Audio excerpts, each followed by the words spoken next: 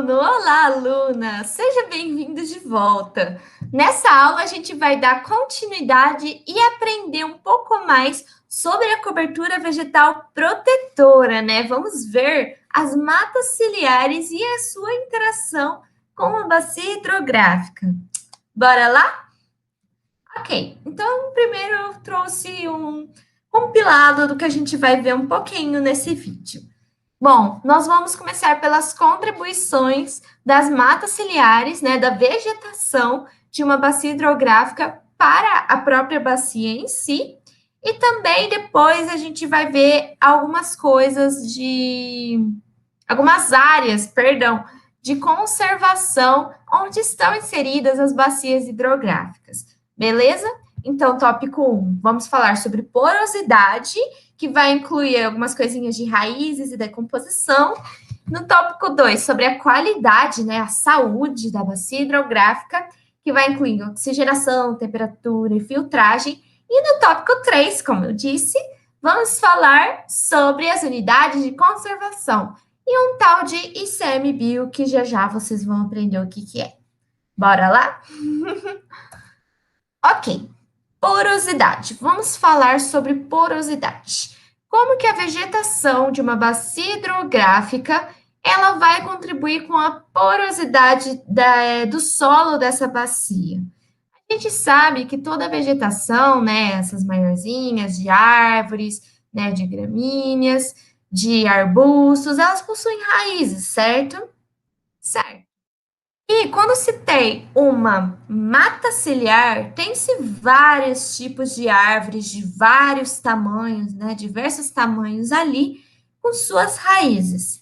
Essas raízes, elas vão fazer um processo físico ali no solo de ser aquela situação mesmo do geotropismo da raiz que ela vai para baixo, né? Obviamente, gravidade, geotropismo, ela vai para o centro da Terra. E aí, nesse processo, ela vai criar os espacinhos ali, né? Nenhuma matéria ocupa o mesmo espaço da outra, né? Se ela vai ocupar a outra matéria que estava ali, tem que sair. Então, aquela raiz, ela vai criando espaços naquele chão, né, naquele solo, no interior do solo da bacia hidrográfica, ao redor dos rios, certo? E também na retenção de água. De que maneira? A raiz, ela é um canudinho. Ela vai sugar a água, né? A planta, ela precisa de água. Então, essa raiz, ela vai, através de seus pelinhos que ela tem ali nessa região mais apical, ela vai sugar a água. E nesse processo de sugar a água para dentro do solo, né, que na verdade ela quer levar para a planta, ela acaba auxiliando também nesse processo de infiltração em si, tá ok? Então, aqui eu coloquei, a raiz, ela atua como um agente escavador e também como um agente sugador, tá ok? Bora lá para o próximo. Continuando ainda na porosidade, o que acontece quando se tem muitas árvores, quando se tem muitas plantas em uma região? Olha, você tem uma mata ali, né? Uma mata ciliar ao redor dos rios de uma bacia hidrográfica. Você tem matéria orgânica, certo? Vai chegar um ponto em que essas folhas verdinhas, elas vão passar por seu processo de senescência, né, de envelhecimento, e elas vão vir a cair, né? Cair, morrer lá, secar. E nesse processo, elas vão formar o que a gente chama de serrapilheira.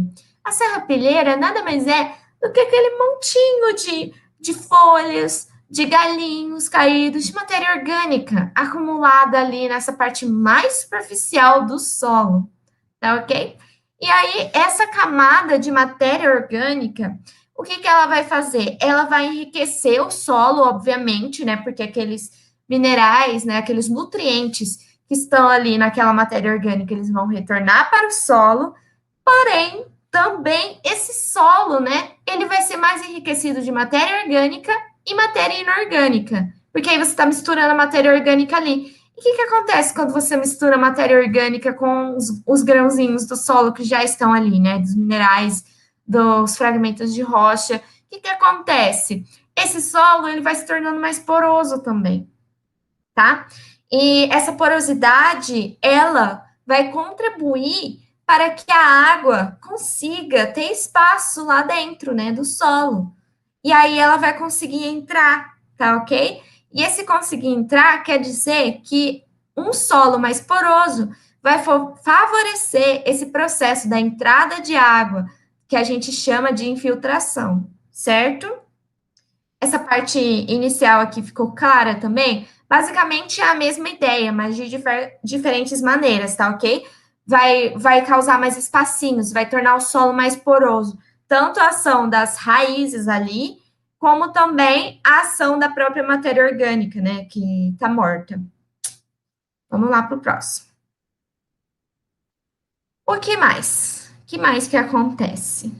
Bom, a maior infiltração, né, que a gente já comentou, mas também por aquele processo de sugar, tá?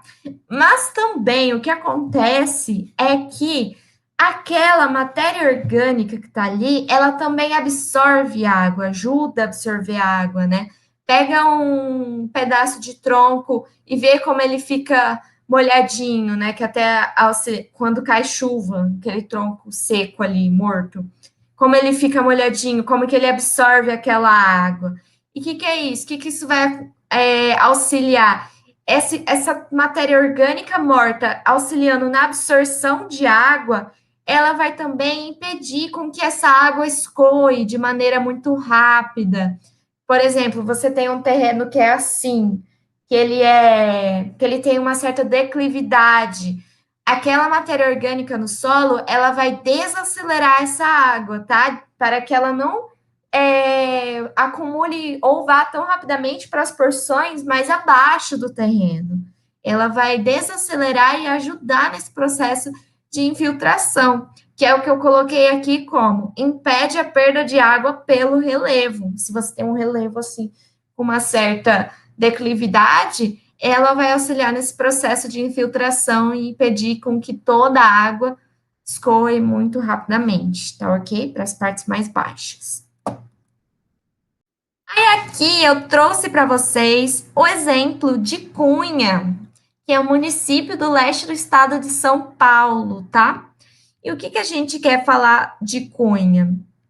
Eu trouxe, né, algumas fotinhas, lugar muito bonito, né, cheio de rios. Olha só essa bacia hidrográfica maravilhosa, cheia de rochas, cheia de árvores, né, a mata ciliar ali. E o que Cunha tem a ver com o que a gente está falando? Bom, eu trouxe Cunha para vocês para mostrar a importância do acúmulo de água no solo, da infiltração da água no solo, que essa bacia, que essa vegetação vai estar auxiliando ali. Lembra nas aulas anteriores que toda essa água infiltrada, ela vai vir a formar os aquíferos? Então, por isso que é importante, porque os aquíferos, Cunha vai nos mostrar aqui, por exemplo, na microbacia de Cunha, 70% da água vem da precipitação, né, da chuva, ali abastecendo os rios dessa microbacia, mas 80% da água que abastece a microbacia, ela vem de aquíferos. Então, tá aí, gente, olha que importante esse auxílio da vegetação, né, da nossa mata ciliar nesse processo de infiltração da água. Bacana, né? E aqui eu trouxe um dado para vocês também, que Cunha lá está no meio da Mata Atlântica, que 30% da água, né, ela vem da evapotranspiração anual da Mata Atlântica. Vamos continuar? E aí, vamos problematizar um pouquinho isso aqui? Bom, a gente está vendo, né, a importância da mata ciliar ali, dela estar ali, dela auxiliar na formação do aquífero, né? Tudo atua em conjunto. E se você tira essa mata ciliar, né? Aqui eu trouxe para vocês uma imagem de um rio que tem muitas gramíneas, né? Gramíneas são gramas, mas cadê as árvores? Cadê a mata ciliar, né? Cadê toda aquela biodiversidade vegetal que tinha que estar ali no entorno dos rios? E que problema que tirar essa mata ciliar vai causar, né? Bom, vai causar que, quando eu ponho o gado, por exemplo, né, quando você introduz o gado, você tem o pisoteamento desse gado, né, sobre aquele solo, e você não tem a vegetação. A gente acabou de falar que a vegetação, ela vai ajudar a tornar o solo mais poroso, né, e, portanto, mais suscetível à entrada de água. Se eu não tenho essa vegetação, e se eu tenho um gado pisoteando, gente, isso aí é uma pressão, né, física. É pressão. Se você tem um grão aqui, você tem gado pisoteando, pisoteando, o que que vai acontecer? A força, né, dessa compressão, essa pressão no solo vai fazer com que ele fique cada vez mais compacto. Ficando cada vez mais compacto, esse solo, ele fica cada vez mais impermeável. Olha o problema, gente. Mas não acaba por aí, não. Ficando o solo cada vez mais compactado, né, mais impermeável, isso favorece o acontecimento de enchentes não naturais ao redor dos rios. Por quê? O que que acontece? Chove, chove, chove, essa água não consegue infiltrar no solo, então ela vai ficar ali em cima, certo? Ela vai acumular. E aí você provoca enchentes nessa várzea do rio, que não são naturais para ele, né? Porque normalmente ocorreria um processo de infiltração. Tem enchentes, sim, ao redor dos rios, e é muito comum de serem naturais, tá? Aqui a gente está falando de uma enchente que não é natural e das suas possíveis causas, como a introdução do gado. E também o próprio assoreamento, né? Assim, se eu tenho umas rochas maiorzinhas, assim, se eu tenho fragmentos ali ao redor que não foram pisoteadas, esses fragmentos, eles vão começar a ser trazidos também, né, tanto na chuva quanto pelas próprias enchentes, para o interior dos rios. Esse rio começa a ficar cada vez mais raso e a água não tem para onde ir, né?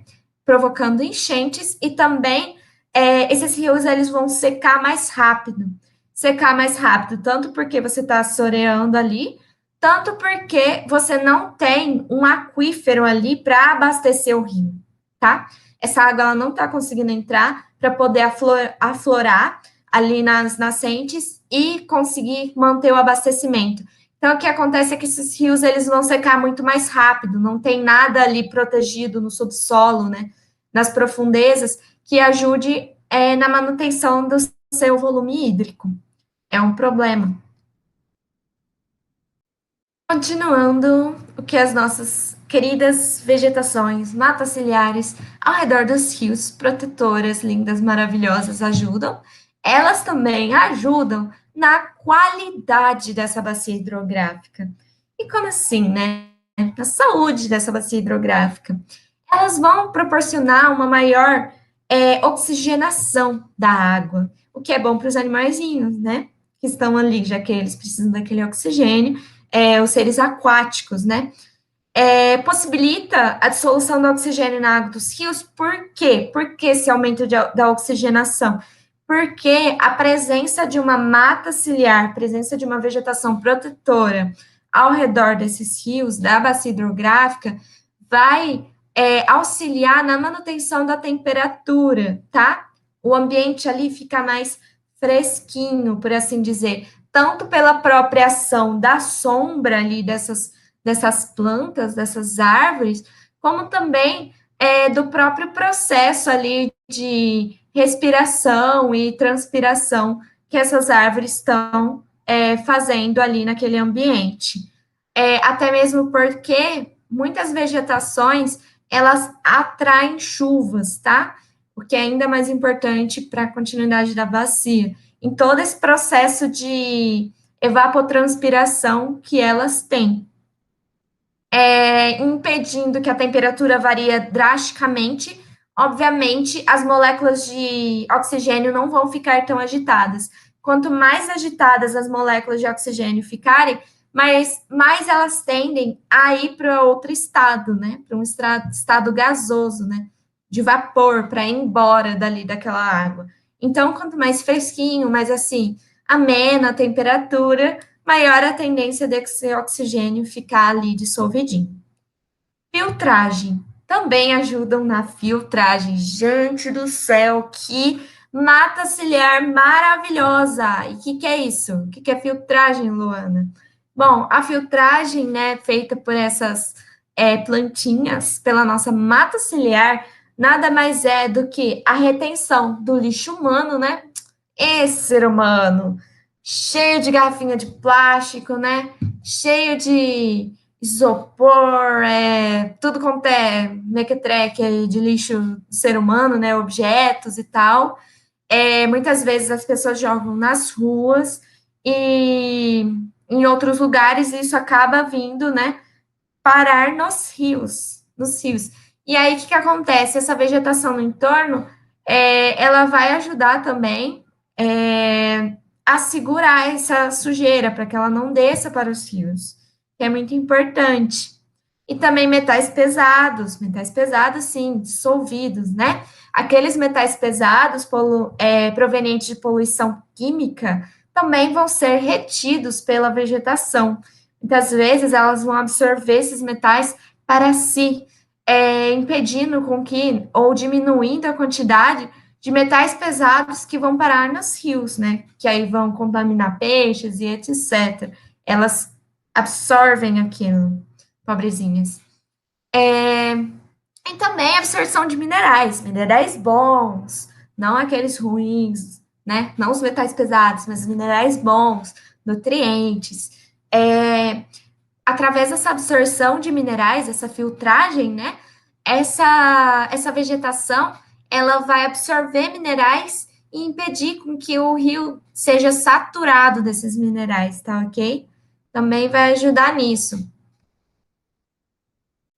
Mas aí você, a gente se pergunta, nossa, a bacia hidrográfica, né, tá tão bem assim que a vegetação dela, né, ela ajuda em tantos aspectos dessa bacia, protege tanto essa bacia hidrográfica, né, faz parte dela. E quem protege a vegetação das bacias hidrográficas, já que elas são tão importantes, né? Quem protege as matas ciliares? Quem cuida, né? Quem ali administra, fica de olho, fiscaliza? Quem será? Eu vou falar aqui um órgão para vocês que atua nesse tipo de atividade. Ele é o Instituto Chico Mendes de Conservação da Biodiversidade. Falei que vocês iam aprender que era ICMBio, né? ICMBio nada mais é do que a abreviação de tudo isso. E ele é um órgão responsável. Ele é um dos, existem mais, viu? Órgãos responsáveis pelas unidades de conservação, né? Unidades de conservação são aquelas que a gente não pode fazer uma atividade ali antropizada, que seja maléfica ali para aquele meio. Então, eles protegem, né, essas regiões de bacia hidrográfica. Porque algumas unidades de conservação, elas têm bacias hidrográficas, gente. E, ó, eu queria dizer também que a maioria das unidades de conservação com bacia hidrográfica em seu interior, elas vão receber o nome do rio integrante da bacia. Bacana, né? Eu trouxe aqui alguns exemplos para vocês de unidade de conservação com bacia hidrográfica em seu interior. Bora ver? Ó, aqui a gente tem essa lindeza. Gente, olha essa cachoeira, que delícia, que lugar maravilhoso.